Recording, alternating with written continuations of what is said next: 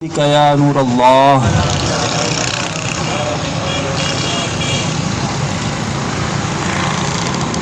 الحمدللہ صلی اللہ دعوت اسلامی کے زیر اہتمام غسل و کفن کے پریکٹیکل اجتماع کے لیے ہم حاضر ہیں۔ ماشاء اللہ صلی اللہ عبد الباسط بھائی اور ان کے معاونین نے بہت ہی پیارے انداز میں یہ سلسلہ کیا۔ اللہ پاک اپنی بارگاہ میں قبول فرمائے۔ آئیے اس اجتماع کے آغاز شروع سے ہم اچھے نیتیں کر لیتے ہیں، اللہ پاک کی رضا کے لیے اور حصول ثواب کی نیت سے آخر تک انشاءاللہ اس اجتماع میں شریک رہیں گے۔ کفن دفن بھی ہے۔ اس شعبے کے تحت عاشقان رسول کے غسل و کفن کے معاملات کیے جاتے ہیں، اور اسی طرح غسل و کفن دینے کے لیے اسلامی بھائی تیار بھی کیے جاتے ہیں۔ عاشقان رسول کو تیار کیا جاتا ہے، ایک دن کا شارٹ کورس بھی وہ کرتا ہے۔ تو یہ مختلف ذرائع ہیں جس کے ذریعے اس کو سیکھا جاتا ہے۔ یاد رکھے پیارے اسلامی بھائیوں، موت برحق ہے نا، اس پر تو کسی کا ہے نہیں، یہ ایمان ہے کہ موت آنی ہے۔ تو یہ یوں سمجھے کہ یہ معاملہ ہر گھر کا ہے، ہر ایک کی یہ ضرورت ہے کہ وہ اس کو سیکھے۔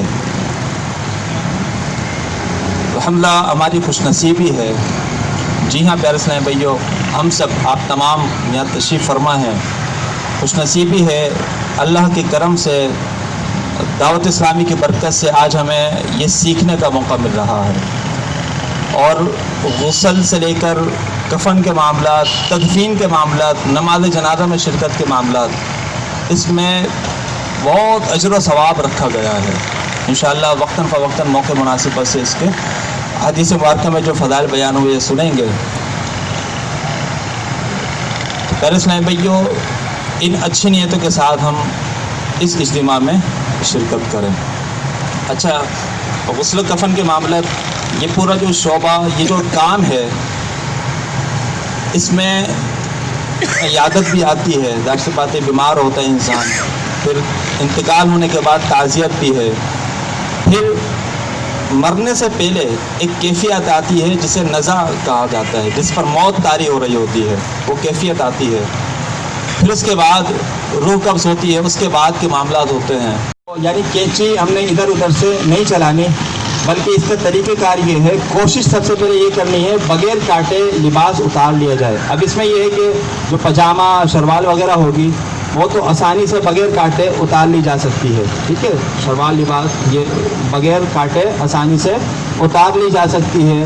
البتہ جو قمیض ہے، قمیض کو اتارنے میں دشواری ہوگی۔ اچھا، یہ بھی خیال رہے کہ یہ جو سارے معاملات کرنے ہیں نا ہم نے نزع کے وقت، جیسے میں نے عرض کیا، اسی طرح غسل میت کفن کا ہوگا، بالکل نرمی کے ساتھ سارے معاملات کرنا ہے۔ یاد رکھیے حدیث مبارکہ میں ذکر ہوا کہ میت کے اوپر مکھی بیٹھتی ہے تو وہ مکھی ایسی ہے کہ جیسے اس کے اوپر پہاڑ دیا گیا ہو، پہاڑ کی وزن کی برابر۔ ہم مکھی ابھی ہے تو ہم ہٹا لے رہے ہیں، اس کو ہٹا دیتے ہیں نا، لیکن میت کس طرح کرے گی، تو یہ تکلیف دیتی ہے۔ تو لہذا بالکل انتہائی نرمی کے ساتھ، آسانی کے ساتھ ہم نے یہ سارے معاملات کرنے ہیں۔ تو ہم نے لباس اتارنے میں بھی یہ خیال رکھنا ہے، بغیر کاٹے اگر ہم اتار رہے ہیں تو دشواری نہ ہو، میت کو تکلیف نہ ہو اور وہ بغیر کاٹے اتر جائے۔ اچھا، دشواری ہو رہی ہے تو اس کے طریقہ کار یہ ہے لباس اتارنے کا، یہ جو سلائی ہے سائٹوں میں جو سلائی ہے، اس سلائی کو کاٹا جائے، ٹھیک ہے، بجائے اس کے کہ یہاں سے یہاں سے کینچی چلا دیں یا کہیں سے بھی ادھر ادھر سے کینچی چلا کے بس لباس اتار دیں، ایسا نہیں کرنا، بلکہ یہ سائڈ میں جو یہ جو سلائی ہے، سلائی سے ہم نے چوک سے یہاں سے کیسے چلاتے ہوئے اسین کو بھی اسی طرح سلائی سے ہم نے کاٹنا ہے۔ اسی طرح دوسری طرف بھی سلائی سے ہم نے اس کو کاٹنا ہے۔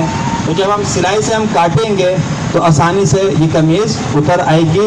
پھر اس قمیض کو بعد میں ہم استعمال بھی کر سکتے ہیں اور کرنا بھی چاہیے. بس اوقات ایسا ہوتا ہے کہ ہم میت کے جو وراثت ہوتی ہے، بینک بیلنس ہوتا ہے، وہ تو ہم بڑے استعمال کر رہے ہوتے ہیں، لیکن جو اس کے لباس ہوتے ہیں، دیگر کپڑے ہوتے ہیں، اس سے ہم خوف کھا رہے ہوتے ہیں. یہ شریعت میں یہ کچھ بھی نہیں ہے، اس کی کچھ اصل نہیں ہے. لہذا اس کی جو دیگر لباس وغیرہ، یہاں تک کہ جو اترا ہوا لباس ہے، اس کو بھی استعمال کر سکتے ہیں، کرنا چاہیے. تو پیارے اسلامی بھائیو، یہ اس کا لباس اتارنے کا طریقہ کار ہے. اچھا، لباس اتار دیا. اب لباس اتارنے کے بعد اب ہمارا اصل غسل شروع ہوا. ٹھیک ہے نا، سے ناف سے لے کے گھٹنوں کے نیچے تک کپڑا ہم نے رکھ دیا. اس کے بعد لباس اتار دیا. اب لباس اتارنے کے بعد اب ہمارا غسل میت شروع ہوا. تو آسان کرنے کے لیے، آپ کے لیے آسان یعنی کہ ہم سیکھنے کے لیے آئے ہیں نا، تو یہاں سے ہم انشاءاللہ سیکھ کر اور اچھے انداز میں انشاءاللہ ہم سیکھ سکیں.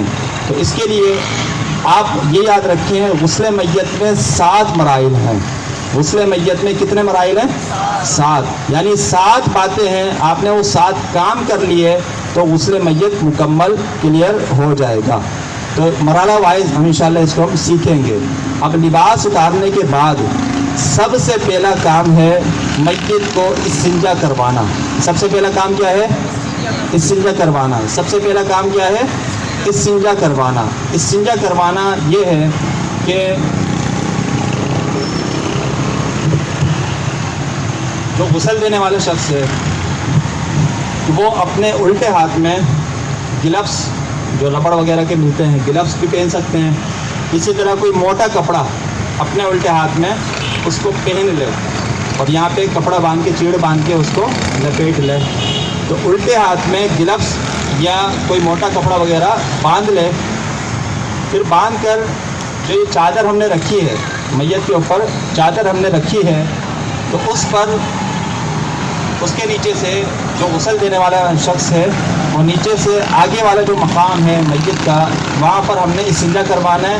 اور دوسرا اسلامی بھائی اب خود بھی وہ پانی ڈالیں گے. ٹھیک ہے، یعنی آگے والے مقام پر پانی ڈالنا ہے. اب اس میں یہ خیال رہے کہ جیسے ہم نے چادر لی، چادر کو بالکل یوں اٹھا نہیں دینا ہے، اس سے کیا بے ستری ہوگی. ٹھیک ہے نا، بے ستری کا خیال رکھنا ہے، یہ بے ستری نہ ہو پائے. تو ہم نے اس کا طریقہ کار یہ ہے کہ چادر اٹھا کر اس طرح کر کے ہاتھ ڈالنا ہے. اور دوسرا اسلامی بھائی وہ خود بھی اگر کر رہے ہیں تو پانی اسی انداز میں ہم نے ڈالنا ہے، بہت زیادہ چادر کو اٹھا نہیں دینا ہے. تو اس طرح کر کے ہم نے استنجا کروانا ہے. ٹھیک ہے، تو پہلا کام کیا ہے؟ استنجا کروانا. پہلا کام اگر دہراتے جائیں گے نا تو دہرائیں گے تو انشاءاللہ زبان پہ چڑھے گا. پہلا کام کیا ہے؟ استنجا کروانا. پہلا کام استنجا کروانا. اس کے طریقہ کار عرض کر دیا. الٹے ہاتھ سے ہم نے استنجا کروانا ہے، آگے والے مقام